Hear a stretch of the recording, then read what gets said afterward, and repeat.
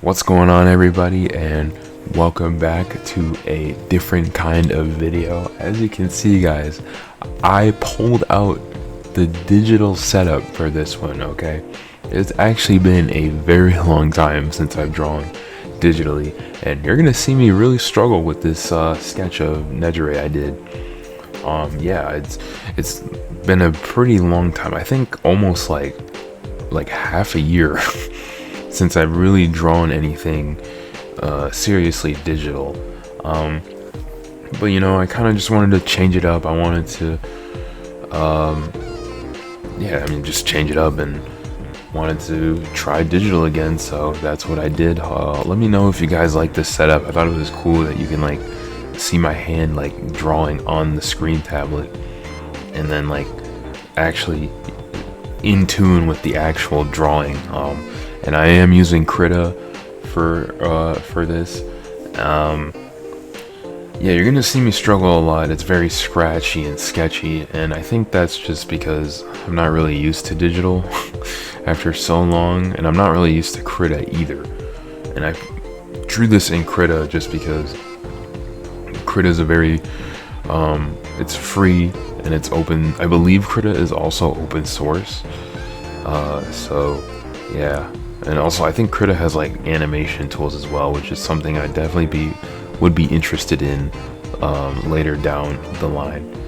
But yeah, let me know what you guys think about this setup. I think it's cool.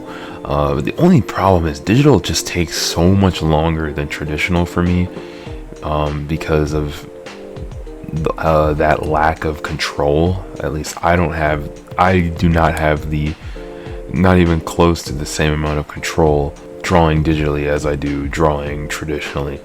So you're gonna see a lot of erasing, a lot of adjusting, redoing. Hopefully I can figure it out because it makes it really hard to make videos doing digital art because they take so much longer than traditional. Like this sketch, if I did it traditionally, probably would have taken me like 30 minutes max, maybe 40, whereas this digital sketch, it took me almost 2 hours. Almost 2 hours, and that is mostly because of the line art.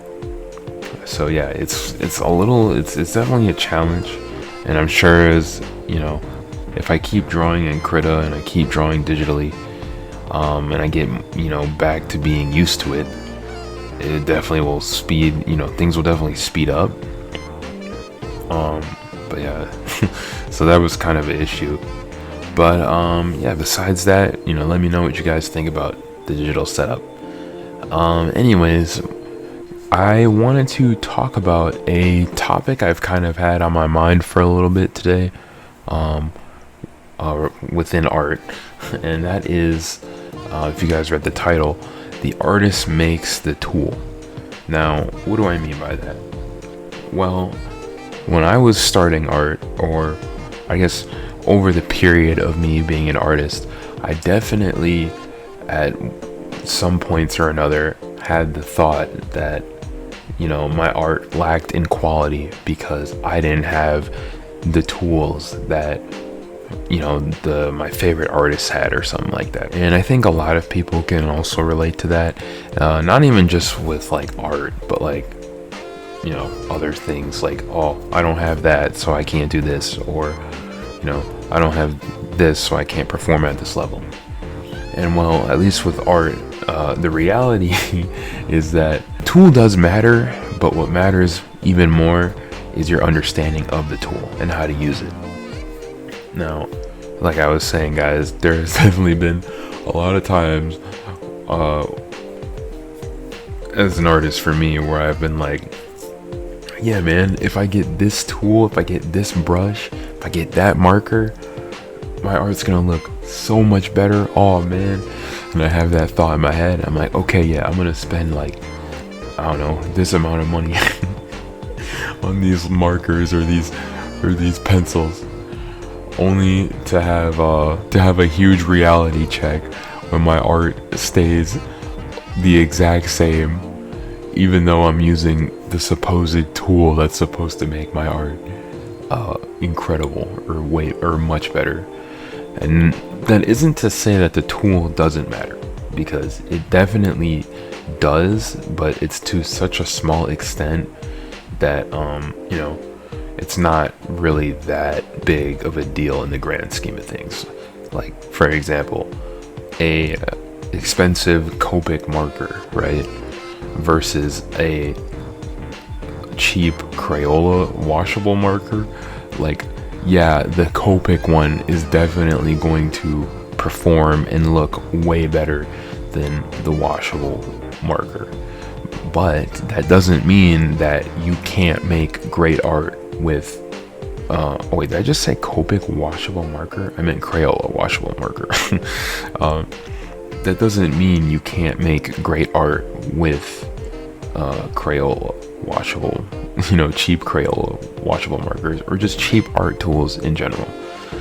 Now, that doesn't mean, you know, go out and buy the cheapest materials available, because, you know, you want to find what works for you and like what you like, what you like to use.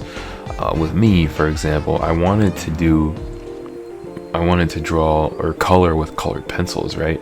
But with cheap colored pencils, you have to like layer, you know, do multiple layers of colors, and it takes a million years, and it wears out my arm. So I was like, yeah, no. I definitely, if I did want to do coloring with colored pencils, I definitely buy much more expensive ones, just so, you know, it saves time, and my, you know, I don't destroy my arm, you know, layering down a bunch of colors.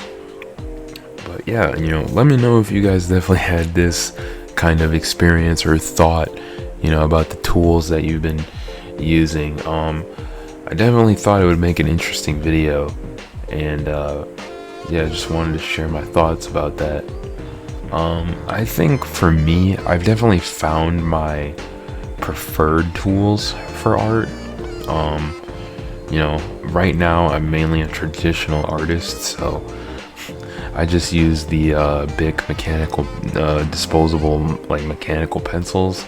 They just feel really comfortable. I'm really used to them, and you know, I don't really see myself changing, you know, what kind of pencil I use anytime soon, to be honest, if not for like the rest of my art or my art career.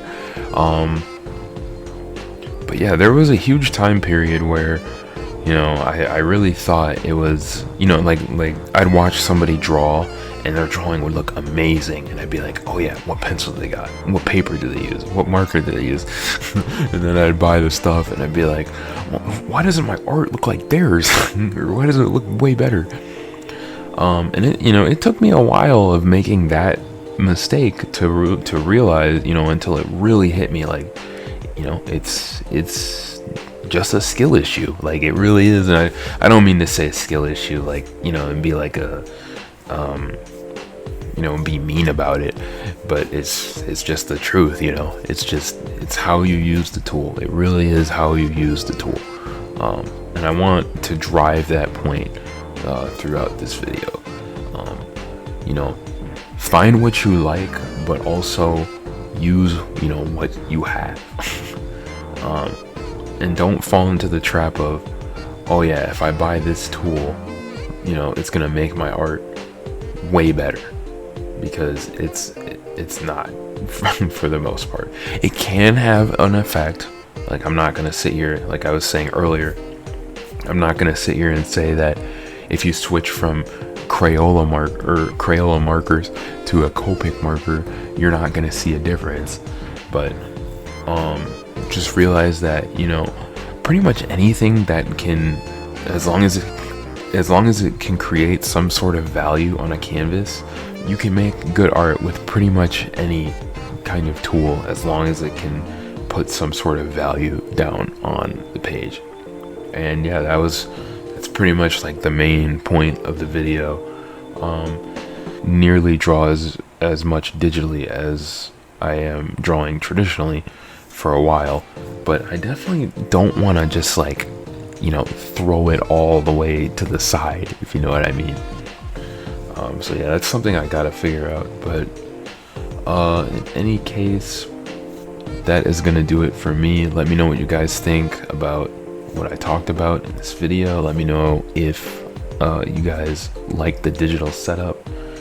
And yeah, I'm just gonna leave it at that.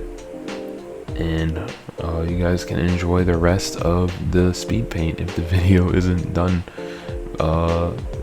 by now. So yeah, thanks for watching. Like, subscribe, comment, give me ideas, let me know what you think, and I'll catch you guys in the next video. Thank you, and